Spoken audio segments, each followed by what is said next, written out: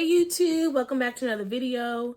For those of you who are new and so happen to find this video, I'm a Virgo, if you couldn't tell by the name. I'm a stay-at-home mom and I love talking about self-care, self-love. I have a background in healthcare. I'm also a life coach. TT Moo. I have two girls, 10 and 6, a ferret, a beta, and a sheepoo. And I get on here and make these videos and I just roll with it. And I'm just really passionate about it. I consider myself a self-love enthusiast. And I say that because there's a lot of advice out here. And I have gleaned from a lot of the advice out here. But at the core, I always feel like if you don't come back to self, if you don't come back to you, if you don't know who you are, if you don't validate yourself, if you don't, pour into yourself, feed yourself, renew yourself, restore yourself, charge yourself, be honest with yourself, go back to the drawing board and reinvent yourself and keep, you as the focal point, then you can allow so many things around you to tank you, alter you, change you, deplete you. And it's just not good. And I'm telling you, not for anything, not for anybody, And I grew up Christian. And so let me preface this. I have a lot of respect for the wisdom from a lot of different spiritual practices. But I believe that a lot of religions are man-made, but their foundation is in truth. And so some of the things that I remember the Bible talking about was that, this selflessness and, allowing Jesus to come into your heart and all these things. But and being led, waiting, God's timing, God's hand over your life, and Jesus and God being this interchangeable entity. And I get that, but we can't forget the verses that talk about, how you are God-like, created in the image, and are you not God's? And also to put the power back in your hands, put the power back in your life. And what is the other one? You ask, you have not because you ask not. But asking, I don't see that. I don't interpret that as looking up and saying, please let it rain down on me. It's almost like asking the right questions, asking yourself, what is it that I need to do to get the thing that is already my desire, that already has been preordained by my loving Heavenly Father to give to me, that is free for me to take. And when they were in the garden, food was available, sunshine was available, everything that you needed was there. Just go get it. You don't have to keep asking me. I have placed everything you need in this garden. And even though this world is crazy and we've seen some crazy times, there have always been women and mothers who have thrived. They didn't write a book. They didn't earn any, prizes and awards, accolades and recognition. That, no one interviewed them. No one, put their name up on a plaque like, this woman in history did this, that, and the other in her life. No, these were the quiet, happy, thriving, successful women that in their life carried on their legacy through the stories, through their children. So, it's like, I always knew that my great-great-grandmother was an entrepreneur. I always knew that my great-great-grandmother, they said she owned land. They said she, taught people how to read, whatever. There's these stories out here. And so I say that to say that no matter where you think of yourself, view yourself in this time in history, does not mean that you're not a wave maker, a silent wave maker, because you're showing your children how to live, how to be, how to thrive. And you don't have to be an entrepreneur or a TED Talk speaker or, a YouTuber or a coach or anything to walk your truth and know that you really are changing history. Because there's a lot of women out here that when they get the microphone, they have nothing but negativity to spew, pain to spew, what somebody is doing to us and all this other stuff. There's always going to be a workaround. There's always going to be a solution.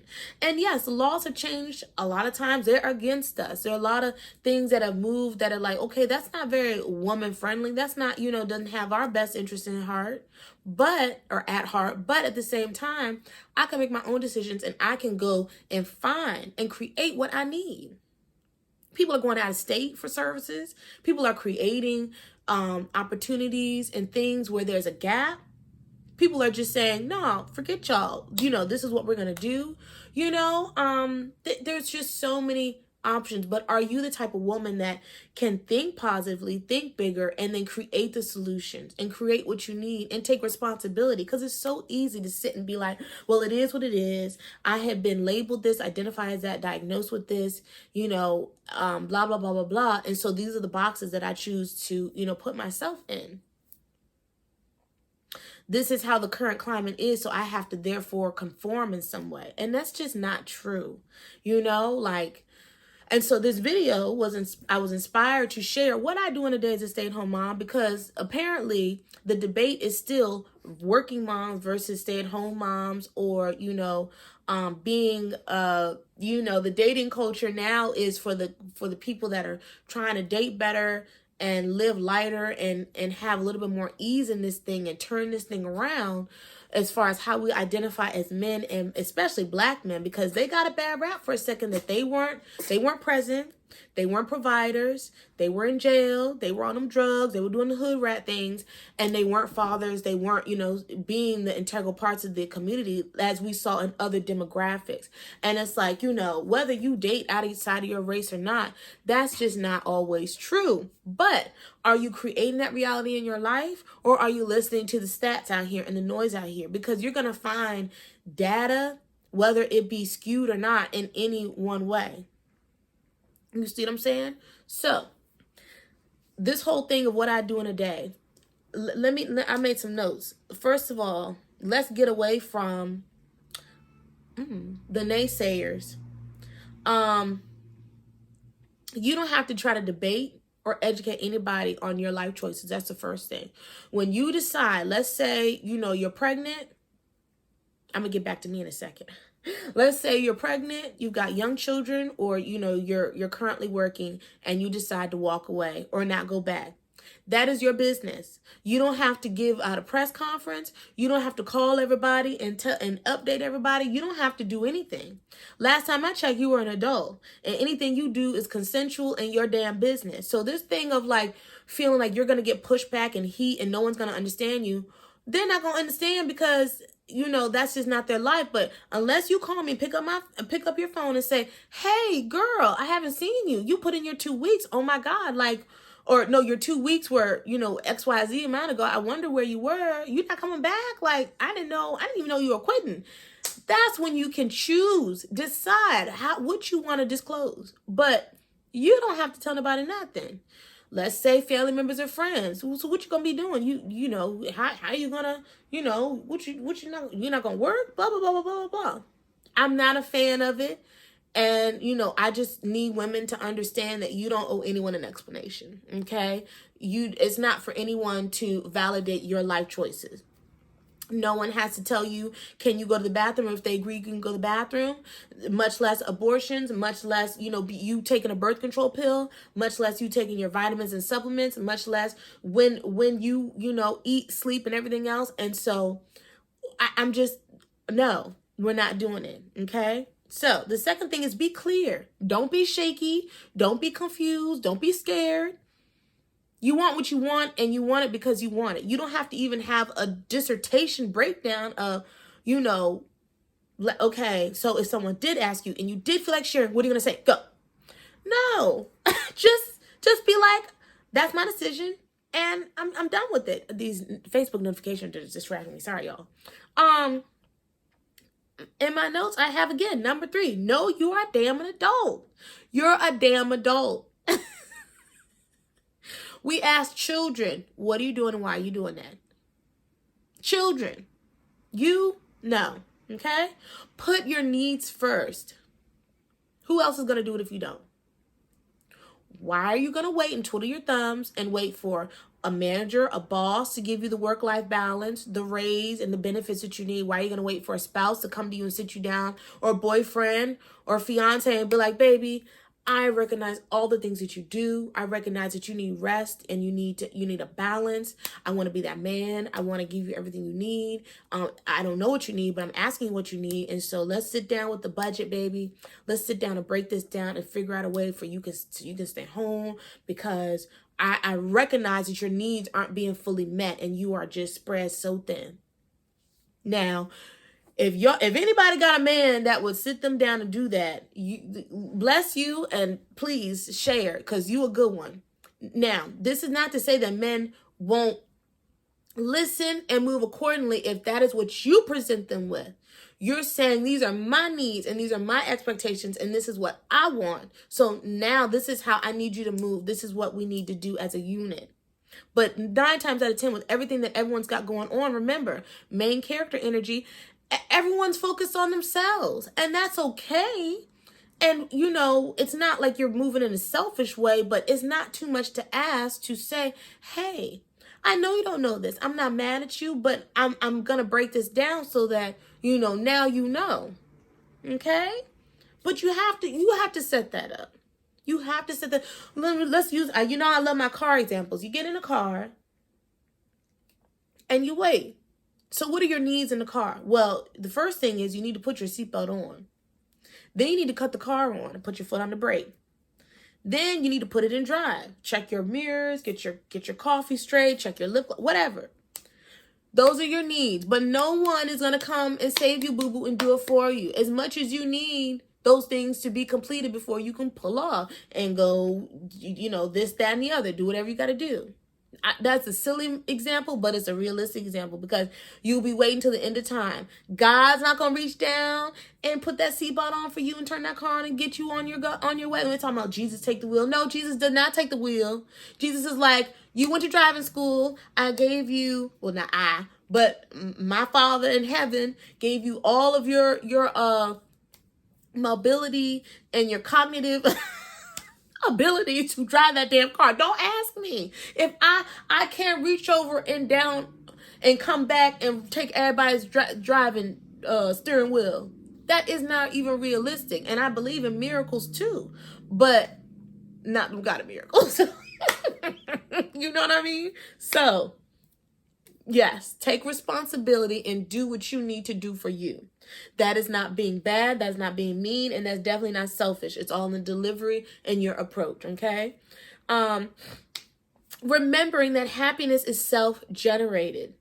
You have to feed yourself. Back to that example. You sit down in front of the plate and the plate got a rainbow, your rainbow diet and everything else you need. And the water's right there too. If you sit there and be like, I am so blessed and highly favored. Somebody gonna come and put all this in me, this wonderful nutrition in me. Same thing. Like, you have to do the work. Do it. Stop making excuses. Stop waiting and do it. And find your balance. Okay? Finding your balance is so personal, and it is so, there's going to be a lot of advice I hear, and I got tickled when I typed in stay-at-home mom on YouTube. Just curious. Day in the life, routine. Some of them are homeschoolers. Some of them are very religious. And, they show you what they do, blah, blah, blah. But, you got to have confidence and know that there's no team of people that come. Okay, all right, she unloading the dishwasher. Okay, she doing laundry, a load of laundry a day. Okay, she, she check, she. What is your balance? I'm going to tell you, let's get back to me. My day always varies, and I don't have a set routine. The only thing that keeps me anchored is knowing I need to get these kids to school or they will be habitually tardy. And I am not a very punctual person. I don't pretend to be punctual, and I'm not a morning person. And so, that keeps me grounded, because it's like they have to be at school. They have to be in the building by 7:45. Anything after and they got to walk to that front door, they are late. I don't care, but the state cares, you know what I mean? And so, and also too, their success depends on it. Just that whole getting situated in the morning. I know that's important. So I struggle with setting my alarm and not hitting snooze and not saying we're just going to get there when we get there. Okay. After that, that whole mad dash in the morning, that whole super organized, I'd prep lunches the night before and lay out their stuff, their uniforms the night before. Sometimes they want to do that, and I will support them. Sometimes they're very motivated. They've got activity going on, and they be telling me, "Mommy, we got to get our stuff together." I'm like, "Okay, baby, whatever the paper said, whatever you need to. We need the money for this. We need to do this. We need to." And I'm like, "Okay, you just tell me what you need." But it also is good for them to be self-starters, and then I can kind of not use it against them, but it's a teaching tool, because I'm like, wait a minute now. When it's time to be self-motivated about the important things, mommy is all for it. But don't come with that BS when you haven't done the things that I shouldn't have to remind you. And I want you to have that same passion and zeal for. Okay? So I'll use that as an example, and so it's good for them to just get into that routine, because mommy can't do everything. I can't remember your stuff and my stuff, This morning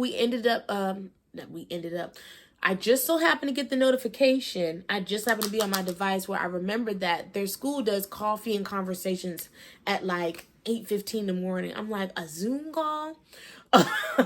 But, so I kept my camera off. I was in bed. I had opened my little tablet, and I was actually glad that I tuned in, and I want to make it a priority and do better. Send my little reminders, because it's great to hear from the principal and know what's going on and ask my questions, blah, blah, blah. So, but after that, I take my time. I, pick out my outfit, if at all. I do my makeup. I always get my coffee. I walk the dog. I check on the ferret. Sometimes I get back in bed and don't get up till about 10:30, 11. I do keep my ringer up in case the school calls me. My fiance always checks in around 11. That's when he takes his lunch. Sometimes I catch him. Sometimes I don't. So I go shopping. I am in the right now, I'm in transition of getting rid of my townhouse and emptying that and selling all that furniture. And so that's been a commute going back and forth. If you all don't recall, I was doing the rental arbitrage thing. And so I placed my tenants. I got it set up, checked them in basically. And then when they moved out, I went back. And so that's been definitely an experience, because it keeps me busy. I'm like, okay, I got to do this, got to do that. And it's almost an hour away. So actually, it's over an hour away. So sometimes I go back to the property and I do that. And I'm always back by the time the girls get home, by like around 2:30. Sometimes I eat out. Sometimes I cook at home. I talk on the phone. I be talking on the phone. I call my family. My sister works from home. I be wearing her out. I text a lot. I make my videos. Oh my goodness. Yeah, I make my videos. They're like 30+ minutes long. And then I, upload them and do the description or whatever. What else will I be doing? I'm considering going back to school online 100%. So that'll be a better portion of my day. I keep up with my life coaching material and stuff like that, and clients and all that whole world, and my website. And I also am doing the real estate mentoring program. So there are modules, there is not homework, but there's just a lot of material to consume, notes to take. My market research for finding my next property that I'm going to buy. That's been a thing. But I've noticed that I can kind of listen to the modules on the go and then just kind of take mental notes and then go back. So it's not something that I have to like actually sit down and do until I get into like the actual hard, like, okay, I picked the property. I'm going to run the numbers, plan out going to see the property and all that stuff. So yeah, that's like my day. I don't have these super rigid routines for you all where every day I check my perfect planner. I do a perfect load of laundry. I unload the dishwasher, or I meal prep, or I don't know, clean stuff. I mean, I clean, but it's just not like a hardcore, like set Like, now it's time to do this, and I do this every Thursday at 11 o'clock. You know, and I'm not coming for anybody that enjoys that structure, enjoys that life, and shares, because it's definitely inspiring.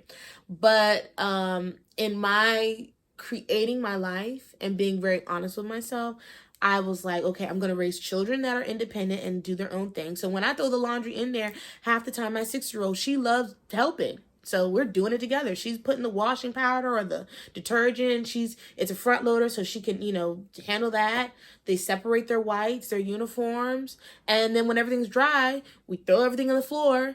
And I'm like, y'all know what y'all stuff is? Fold it up and put it away. And make a pile of mama stuff. I'll put it away later. Like, my fiance, he a grown ass man. So he's always done his own laundry. He's always kept his kitchen immaculate. He loads a dishwasher. I guess he enjoys loading the dishwasher and unloading it when he gets home. Like, I'll go in and take a dish and use a dish. And I mean, it's just, but it works for us because it's like, I have my strengths and I have my weaknesses. I love decorating. I love buying stuff, and saying, baby, you need a new drawer organizing system for that. Let me get you some bins. You can put your socks and separate it, because I don't know. Or our closets, or like your motorcycle gear needs to go like over here. It will flow better. Let's hang up your degrees. Like, why are they in the closet? That's kind of my contribution.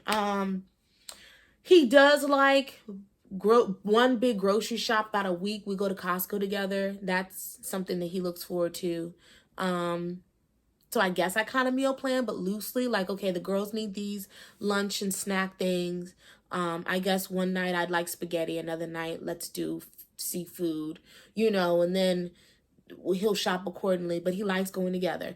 But if we didn't do that, if that man could, he'd go to the store every night on his way home and pick up, because he's more of a foodie. So he's like, what are we gonna have for dinner? What do you want? I'm like, I don't know. Sometimes we eat out. So that works for us. So when I said, what I said, be clear, put your needs first, find your balance, that means it is totally unique and curated to you. Somebody else's dynamic in their relationship and their thing is totally different. But did you voice that? Did you, are you building a life or revamping a life with a partner that is flexible and understanding and says, okay, babe, I understand that you're busy and you can't do my laundry anymore, or don't want to do my laundry anymore. Like, teach me how to do my laundry. I do my laundry. That's what a real man will say and do. I grew up watching my mom always cook for my dad. My mom loves to cook, though. I don't think she would admit that, but she's very much, she's like my fiance. They think about food. The kitchen is the heart of the home. Food brings people together. The flavors, the like, what goes into cooking. It's really interesting to watch. I'm like, wow, you guys are really passionate about it. I'll eat, and I love good food, but I'm not like, let me tell you how I made this chicken. And it's always and it's like 20 different things. You're like, it's delicious. And they whip it up so fast. My fiance, I got a taste for some steak.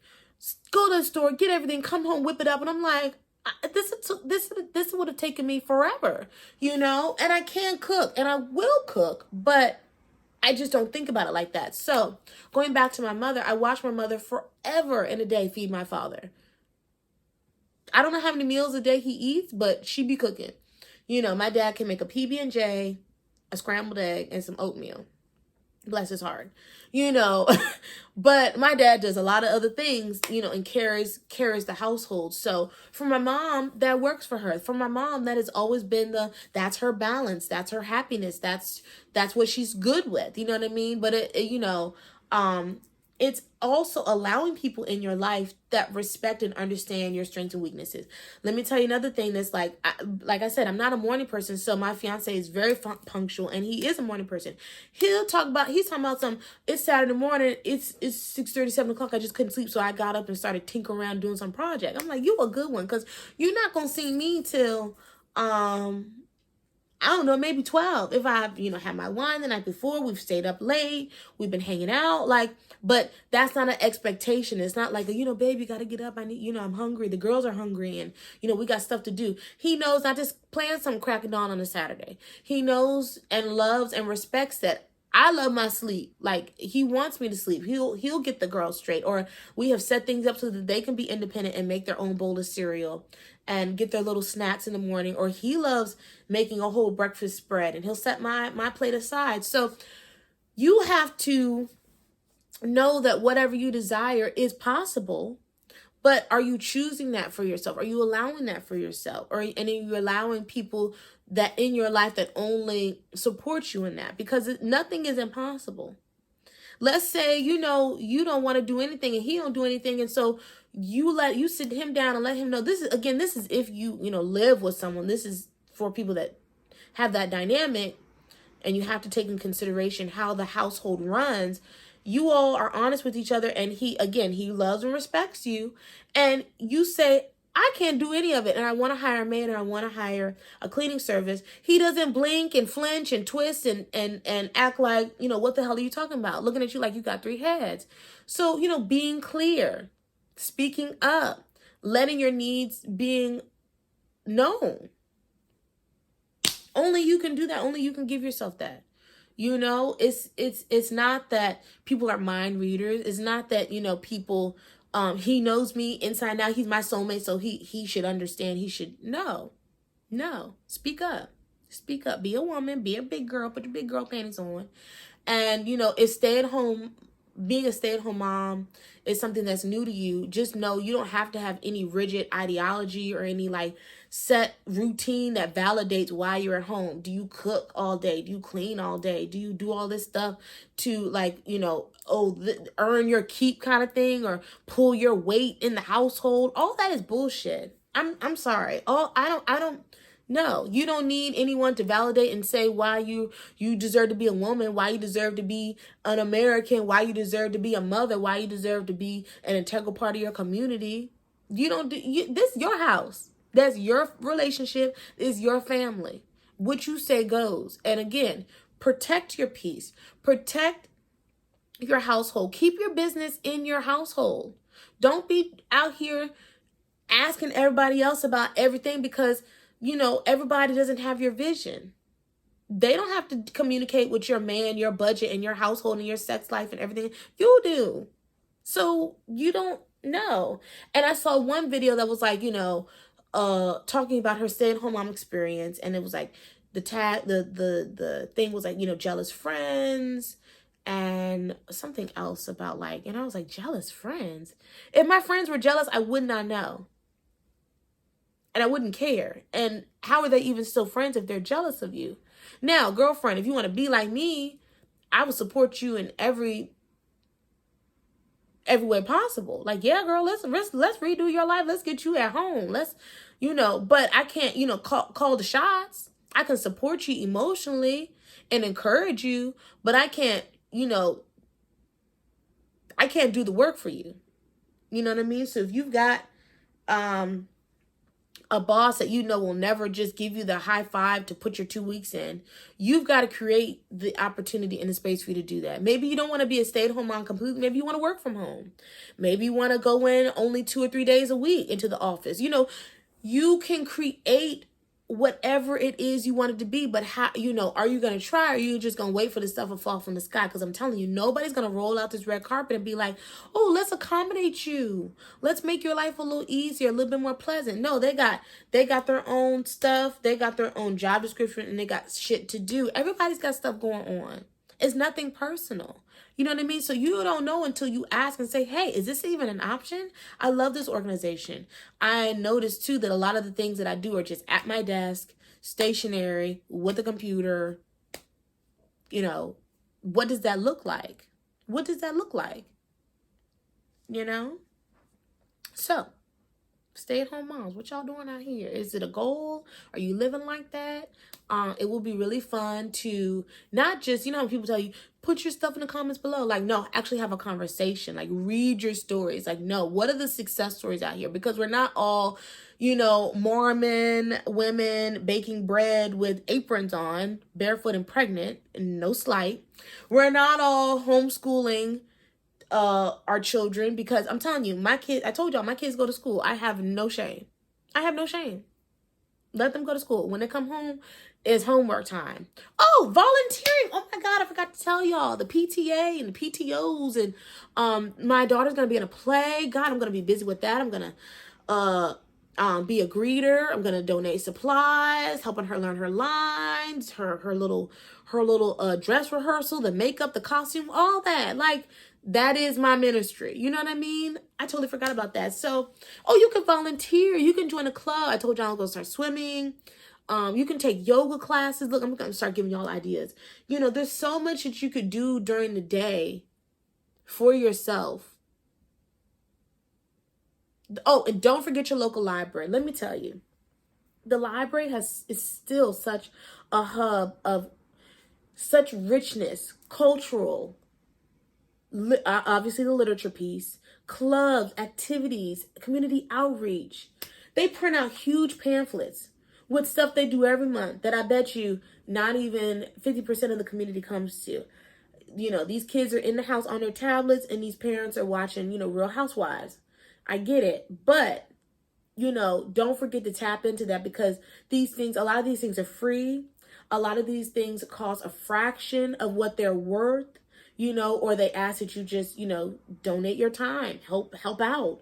There's Lego Club. There's there's like public speaking. There's poetry readings. There's stuff for the kids. There is just so much. So do not sleep on your local library. Yeah, that's enough to keep anybody busy. Okay? That look, I don't know what else more you need at that point. You know, like, and if you really are that, like, you can't think of something that you love to do and want to do in your spare time, you got bigger problems anyway. I'm sorry. You know, oh, you can start a business. Start a business. Start a business. Start your own business. Whatever you're going out here to work for, you know, you could create for yourself, and your income can you know, just be like, you don't have to put an income on your income. Put a limit on your income. You know, this whole entry level, starting salary, mid-phase salary, all that stuff. No, you decide, this is my number. This is what I want a year, and how to move and scale and grow, because you know the work. They've already validated you that they hired you. I'm gonna stop rambling. Good luck to you. I can't wait to see what feedback I get from this video, and then follow up, and maybe, not maybe, I would read all the comments and the stories, maybe go live. You know, I've tried that in the past a couple times. So anyway, thanks for watching. Until the next one, peace. Oh, and happy Friday. Bye.